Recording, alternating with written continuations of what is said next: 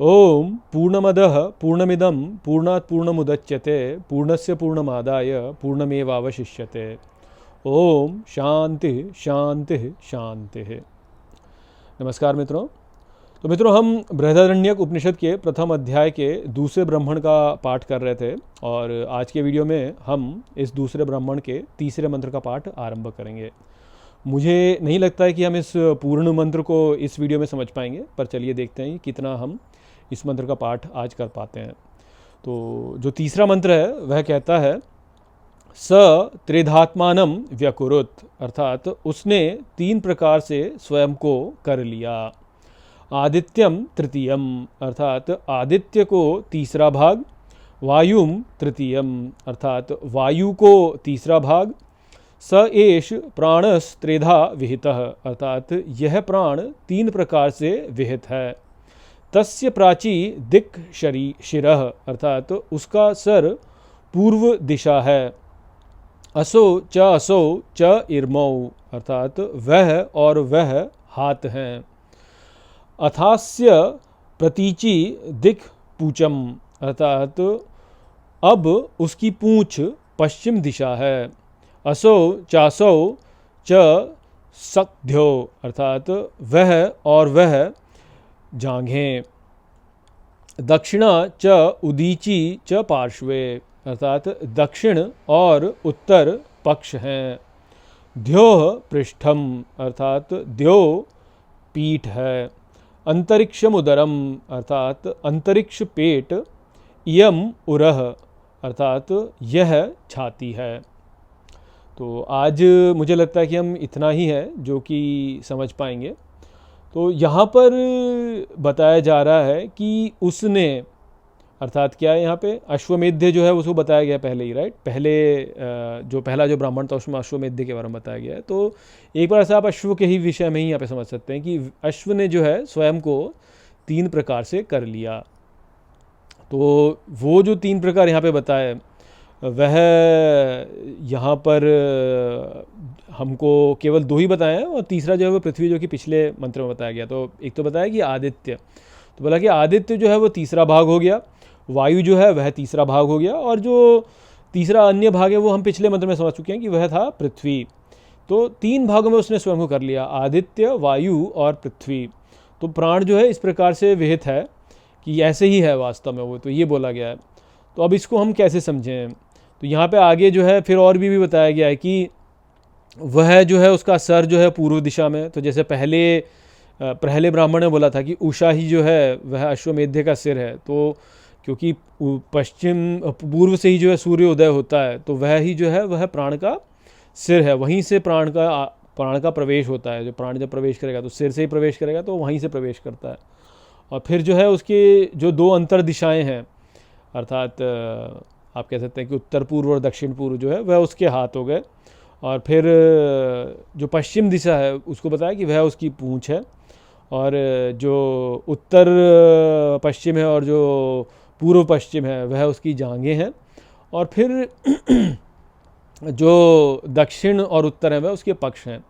तो इसी प्रकार से आप जो है सूर्य के चलने को आप यदि आप देखें तो वो कैसे होगा, वो ऐसे ही होगा ना कि सूर्य जब प्रवेश करता है तो कैसे प्रवेश करता है, पश्चिम से प्रवेश करता है उसका सर, और फिर पैर दोनों आगे के जो पैर होंगे अर्थात हाथ होंगे वह प्रवेश करेंगे, और फिर जो है उसकी जो जांघें होंगी वो इस तरफ होंगी पीछे की, और पूंछ जो होगी वह पश्चिम में होगी। तो आप इस प्रकार से यदि देखें तो आप ऐसे सोच सकते हैं कि जैसे मान लीजिए आप पृथ्वी पर ऐसे बैठे हुए हैं और आप जो है ऐसे चारों ओर से देखें, इस प्रकार से यदि आप आकाश को देखें तो आप क्या देखेंगे कि भाई आप ऐसे सोचेंगे कि आप जो है नीचे बैठे, मान लीजिए आप, और ऊपर आप अश्व को देखें, आप अश्व के नीचे बैठ करके अश्व को ऊपर देखें तो आप क्या देखेंगे?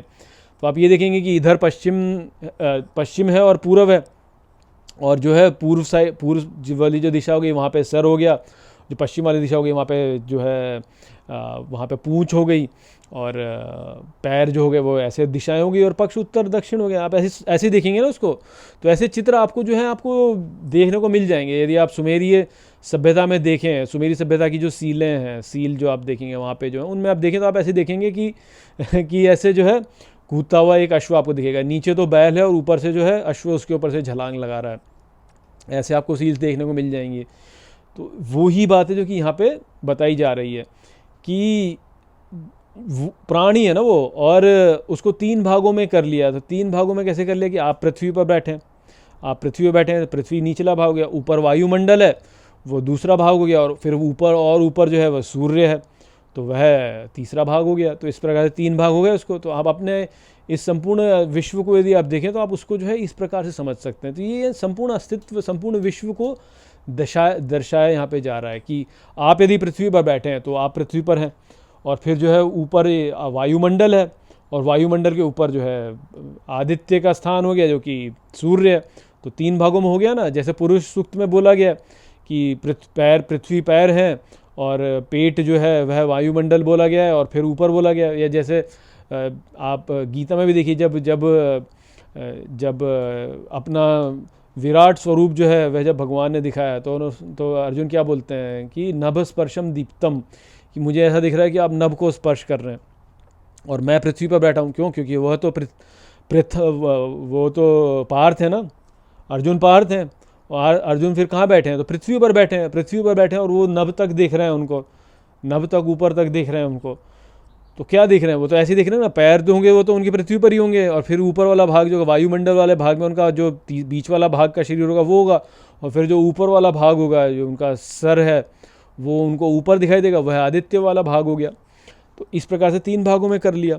और ऐसे ये अश्व के बारे में बता दिया। अब अश्व के बारे में भी क्या बोला जा रहा है कि उसकी द्यो जो है वो पीठ है, और द्यो क्या है? द्यो होता है जो स्वर्ग है, और स्वर्ग में कौन सा? सूर्य का ही स्थान जो है वह स्वर्ग बोला जाता है ना। आदित्य का ही तो स्थान है, 11 आदित्य जो बोले गए हैं जो, तो वही बोले गए कि स्वर्ग में है। तो द्यो उसकी पीठ है, अर्थात यदि आप नीचे बैठे हैं, आप पृथ्वी पर बैठे हैं, तो आप पेट यदि देखेंगे तो पेट जो है वो अंतरिक्ष वाला भाग हो जाएगा, वायुमंडल वाला भाग होगा, और पीठ जो होगी वो पेट से भी ऊपर होगी। तो पेट से भी ऊपर होगी, तो वो कौन सा वाला स्थान हो जाएगा? वो वाला स्थान हो जाएगा जो स्वर्ग का स्थान है। तो पृथ्वी और बीच वाला जो है अंतरिक्ष, और फिर ऊपर स्वर्ग। तो द्यो जो है वह स्वर्ग हो गया, अंतरिक्ष बीच वाला स्थान हो गया, और पृथ्वी जो है वह पीठ हो गई, यहाँ पे नीचे हो गई। और फिर उसको यहाँ पे उन्होंने बोला है यम उरह करके बोला ना कि छाती है यहाँ पे। और तो छाती आप इस प्रकार से भी समझ सकते हैं। और उर जो होता है वो पृथ्वी भी बोला जाता है, उर्वी जैसे बोलते हैं ना। उर्वी कौन है? उर्वी पृथ्वी भी है, तो उर को छाती तो बोलते हैं, परंतु उर का यहाँ पे जो अर्थ है वह वास्तव में पृथ्वी से। तो ये तो पृथ्वी है यहाँ पर, कि हम यहाँ बैठे हैं, पृथ्वी पर बैठे हैं, फिर अंतरिक्ष है बीच में, और फिर अंतरिक्ष के ऊपर जो है स्वर्ग है। वो इस प्रकार से हम देखें यहाँ पे, तो ये जो संपूर्ण अस्तित्व है हमारा, जो संपूर्ण जगत है जिसको हम देखते हैं, पृथ्वी, अंतरिक्ष, सूर्य, और जो तारे होते हैं, तो दिन में तो हमें सूर्य दिखते हैं, रात में हमें तारे दिखते हैं। तो सब कुछ जो है, पश्चिम दिशा, पूर्व दिशा, उत्तर दिशा में जो कुछ है, दक्षिण दिशा में जो कुछ भी है, सब कुछ जहाँ पे जो है ये वास्तव में अश्वमेध ही है। तो हम यहाँ पर इस पृथ्वी पे जो हम आए हैं, तो हम वास्तव में अश्वमेध में ही आए हैं। यहाँ पे अश्वमेध, ये जो संपूर्ण जगत है ये वास्तव में अश्वमेध यज्ञ ही है। और जैसे कि आप अष्टावक्र गीता में भी देख रहे हैं कि ये जो जगत है, यह जो विश्व है, इसका जो अस्तित्व है ये हमसे है, हम ही वास्तव में आधार हैं जिससे कि ये अस्तित्व है। और जैसे कि हमने पिछले मंत्र में भी समझा कि जो सार तत्व वो क्या है? वह है परा प्रकृति, भगवान की जो परा प्रकृति है। और परा प्रकृति क्या है? वह हम ही हैं वास्तव में। जो हमारे भीतर चेतना है, जो चेतन शक्ति है, वह ही वास्तव में परा प्रकृति। ये जो चेतन शक्ति जब ये स्थिर हो जाती है तो भी ये जो है ये पुरुष के रूप में हमें दिखती है, भगवान शिव जो है। और जब यही चलायमान होती है तो यही देवी हो जाती है। जब स्थिर है तो वो तो पुरुष है, और जब चलायमान है तो प्रकृति है तो एक ही वास्तव में चेतना शक्ति। या आप ऐसे भी बोल सकते हैं कि जब स्थिर है तो ये जो है ये आपका हो गया अस्तित्व, जिसको कहा जाता है कि जैसे होता है ना सत चित आनंद। तो चित शक्ति है, चेतना शक्ति है, जब ये स्थिर है तो ये सत है, और जब ये चलायमान है तो ये आनंद है। तो चित्त रूप से तो जो है ये भगवान हो गए, और आनंद रूप से जो है ये भगवती हो गई। तो है तो एक ही वास्तव में, परंतु हमने उसको सच्चित आनंद कर दिया, परंतु है क्या वास्तव में? चित्त। तो ये जो चित्त है यह ही अप है, ये जो चित्त है यह ही वास्तव में अप है, यह ही सार तत्व है, यह ही जो है परा प्रकृति है। और ये जो परा प्रकृति है जब ये चलायमान होती है तो चलायमान होकर हमें अपरा प्रकृति के रूप में हमें हमारे सामने प्रकट होती है। और जब ये चलायमान नहीं होती है तो तब ये वास्तव में जो है परा प्रकृति है। परा प्रकृति, भगवान की परा प्रकृति जो उन्होंने बोला, तो तब ये वास्तव में परा प्रकृति है। तो इन दोनों के रूप में आप इसको यदि देखें तो यह ही 3 भाग भी हो गए ना एक प्रकार से देखा जाए तो, कि पृथ्वी जो है वह तो ठोस भाग हो गया, कि ठोस भाग जिसमें दिखता है, तो हमें बाहर वाला जगत जो दिख रहा है तो पृथ्वी वह ही उर है, सबसे नीचे वाला स्थान। बीच वाला स्थान जो है वह वायुमंडल वाला स्थान है, वही प्राण, वायु से ही तो प्राण होते हैं, और वह ही जो है वो चित्त शक्ति आप बोल सकते हैं, उसको ही वो चित्त शक्ति है, कि दोनों के बीच का कनेक्शन वही तेज भी है वास्तव में। जैसे बोलते हैं ना कि आप आहुति जब देते हैं अग्नि में, तो अग्नि में आहुति देते हो भगवान को प्राप्त होता है। तो कैसे होता है, आप जो भी कुछ जलाएंगे वास्तव में वो वास्तव अंत में क्या बन जाएगा, राख ही बन जाएगा ना। अंत में जो राख ही बन जाएगा, कुछ भी आप जलाएंगे तो राख बनेगा, अंत में उसकी राख ही रह जाएगी और कुछ नहीं रहेगा। और यही राख है जो कि भगवान शिव जो है अपने पर भभूत के रूप में लगाते हैं। तो जब हम जला लेते हैं स्वयं को, जब हम स्वयं को अग्नि में भस्म कर लेते हैं, तो हम वास्तव में स्थिरता में चले जाते हैं, हम स्थिर वाले रूप में चले जाते हैं, तो हम देव को प्राप्त कर लेते हैं, श्रेष्ठ वाला भाग जो है। तो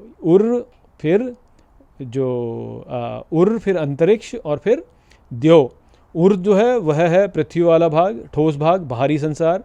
अंतरिक्ष जो है वह अंतरिक्ष है ना, अंतरिक्ष है भीतर झांकना, और उर क्या है बाहर की ओर, बाहरी संसार जो बाहर देखते हैं हम, तो एक तो वो है, तो वो तो बाहरी संसार है, वह पृथ्वी है, वह ही ये बाहरी जगत है।